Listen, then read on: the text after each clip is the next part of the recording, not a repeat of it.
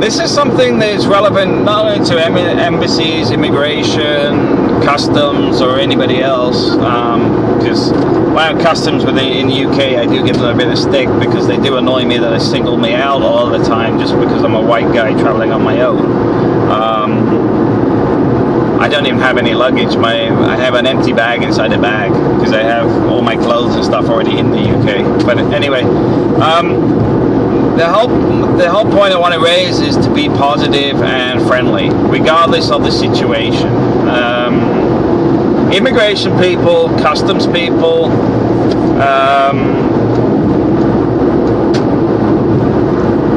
anybody that's in an official capacity there where they deal with the public get moaned at all day long.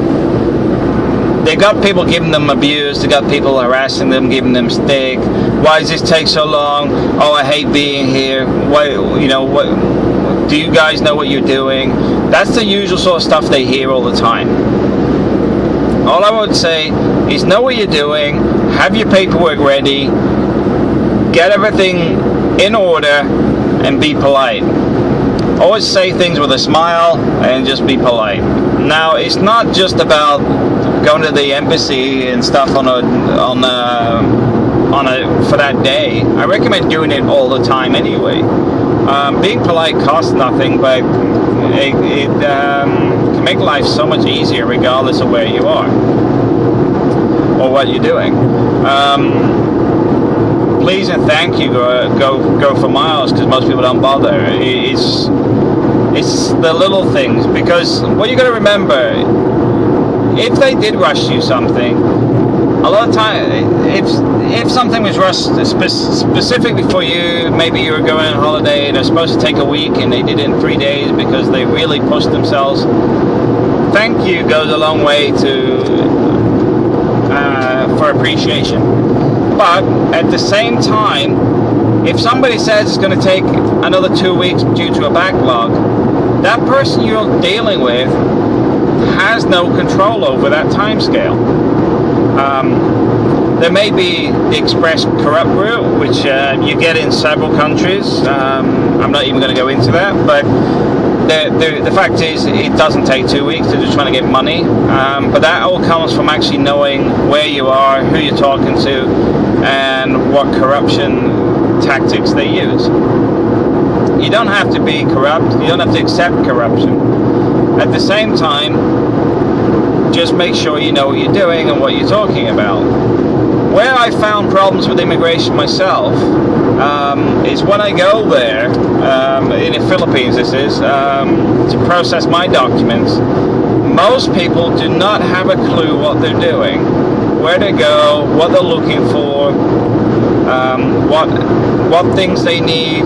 And then when they're told that they need a photograph, they need a notarized document from a lawyer, etc., they then start shouting and complaining that how much of a headache it is.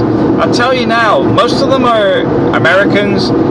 Your legal system is far worse than it is in the Philippines. Stop whinging. Just get on with it. Opening a bank account is a headache because of anti-laundering in the Philippines, which is set down by guidelines from the US. That's why people forget that a lot of the stuff that's a headache now used to be a headache when they set it up initially. Like when you first open a bank account, it takes, you got to get your documents, you got to do this, blah, blah, blah. It doesn't happen overnight because there's a process. And the thing is, you open one bank account, generally that's it. There's no more headaches. You never have to go and do it again. But when you move to another country, 20 years later, 40 years later, you're going through the same process. Don't worry about it. You got to remember, when Mexicans or whoever goes to the US, they have worse headaches than you get when you're in the Philippines. The same as when you go to the UK. I'm sure my wife will get more headaches off the British immigration than I ever got off the Philippines immigration. But I'm not getting into an argument over this sort of stuff because it's just the way it is. They're dealing with people on a daily basis. They have procedures. They have a set guideline. They might use a bit of common sense now and again, but it's something that if you got politics playing with things, they then just do it by the guidelines because they cannot afford to be flexible, because they're not being given that flexibility of choice. The reason I flagged that up is because I think the UK immigration is getting a hard time when the actual fault lies with Theresa May and Cameron dealing with the immigration badly. And prior to them, it was Blair and his crowd that brought in the open gates policies that let everybody into Europe. So immigration, they get a hard time all the time. They're blamed for everything, yet they're only working with the tools they're given. Singling out British people over others because they have targets, I think, is a complete fudging of figures, but it only takes a couple of minutes. And yeah, I gotta admit, I do give them a bit of stick myself, because it does bug me after a 13-hour flight to have a bag search which has got nothing in it. But when I say nothing in it, I mean literally nothing in it, because I don't have anything. But the Philippines has summer clothes, the UK has winter clothes. They don't go to both countries. There's just no point. So I just go with an empty bag. It probably makes me look suspicious, that the fact I have nothing. But anyway, being polite gets you a long way, and especially if you're not 100% sure what you're doing, just smile and apologize that you're you're inconveniencing somebody else, because that's what people don't make an effort with this stuff anymore.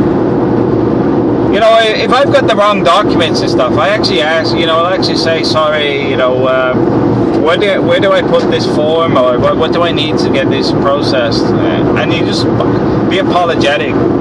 It doesn't cost anything. You might feel like you're losing like 50 pounds or something, but the fact is, manners go a long way of solving most situations. It's being the better person, even if they're awkward to deal with. I could talk about IT and Indians, but I won't. But the fact is, just being polite and manners and just going through the motions. If you can manage that, then you're not going to have too many problems. Yes, you're going to have problems where they go, well, you haven't met all the guidelines, you need to submit form E55 or whatever. But guess what? Everybody has to. You're not a special case. The fact is, you just apologize, say sorry, where do I get it from, and just get on with it. It's a process. Like I said, stepping stones. Just look at everything as a stepping stone. You have a process to get to an end, crossing that river on those stones. So the fact is, if you got a form missing, just get the form and get it done. If that's what makes them happy, do it. Don't argue with them. It's not going to benefit you. It's not going to benefit them. It's just going to create an awkward situation that doesn't need to be there. Just deflate any aggression in the conversations or whatever. It's in your interest to be nice. And the reason I highlight this is because I see so many people are so aggressive at embassies and immigration services and stuff. There's just no need for it. Everyone's doing their job, and yeah, it may feel like those guys aren't great people, but they are people.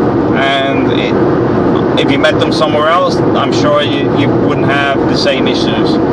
It's just that they have a set guidelines, set policies, set way of working. It's not their decision to do some of the stuff that people ask them to do. So be flexible, because the fact that they're offering to give you some help and tell you where to go, they're already being flexible. Okay. Thanks for listening.